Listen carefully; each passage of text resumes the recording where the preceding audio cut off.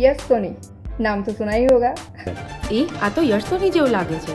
હા એ જ યશ સોનીની વાત કરું છું, જે ગુજરાતી ફેન્સના હીરો નંબર 1 છે. બેક ટુ બેક બ્લોકબસ્ટર આપી યશ ઓડિયન્સના ફેવરિટ તો બની જ ગયા છે. તો પછી રેડી છો હીરો નંબર 1ની નેક્સ્ટ મૂવી માટે? છેલ્લા દિવસની કોમેડી પછી ફરીથી કોમેડી મૂવી ફક્ત મહિલાઓ માટે. ના આ મહિલાઓ માટે મૂવી નથી, બટ મૂવીનું નામ ફક્ત મહિલાઓ માટે છે.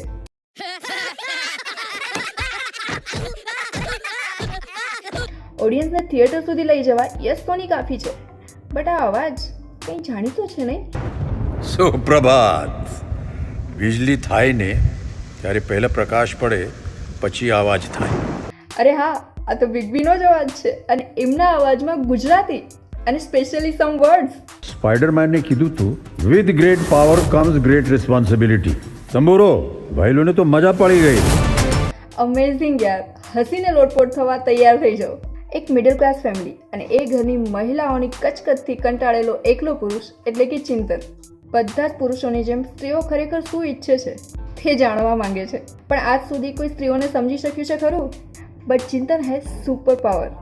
હા, અને પછી શરૂ થાય છે બિગ બીની સ્ટાઇલમાં ભૈલુની મજા. આ મહિલાઓમાંની એક સ્નેહા એટલે કે દીક્ષા જોશી, જે યશ સાથે લીડ રોલમાં છે.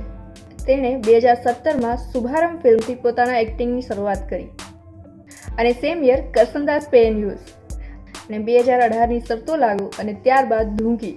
હવે સ્નેહા સાથે લગ્ન કરવા કે નહીં? આ મહિલાઓથી કંટાળેલો ચિંતન શું કરશે? તમને શું લાગે છે?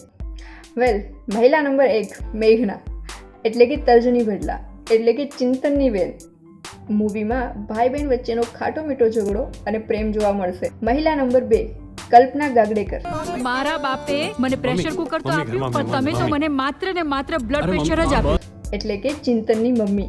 અને મહિલા નંબર 3 ચિંતનના દાદી એટલે કે ભવાની જાની. બેઠા જ છો તો આ ચટણી કૂટી આપશો? કૂટવાનું તો મને બહુ ફાવે. આમ તો એવું થતું હતું કે ચટણીની જગ્યાએ તને કૂટી નાખ. નામ જ કાફી છે કચકચ માટે. વેલ, એક જબરદસ્ત એક્ટ્રેસ સાથે એક ગુડ હાર્ટ લેડી પણ છે. ગુજરાતી મૂવીના વધુ પડતા કોમેડી અને નેગેટિવ રોલ્સ આમના ખાતે જાય છે, અને અમુક ગુજરાતી ફિલ્મ્સ તો એના સપોર્ટિવ રોલ્સના લીધે જ ચાલી એમ કહી શકાય ખરું. ખાસ કરીને તેમની ડાયલોગ બોલવાની લઈ. મને સપનું આવ્યું કે આપણા ઉમરામાં એક ડાકણ ઊભી છે. થોડા દિવસ પછી તારો બાપ તારી માને પરણીને કટાક્ષ સાથે કોમેડી મજા પડવાની છે.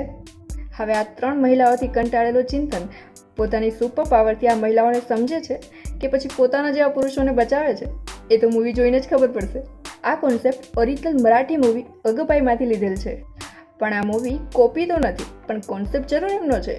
જય બોડાસ એક્ટર હોવાની સાથે સાથે આ એમની પહેલી મૂવી છે જે તેમને લખી તેમજ ડાયરેક્ટ કરેલી છે. તમને શું લાગે છે, ઓડિયન્સ કેટલો પ્રેમ આપશે આ મૂવીને?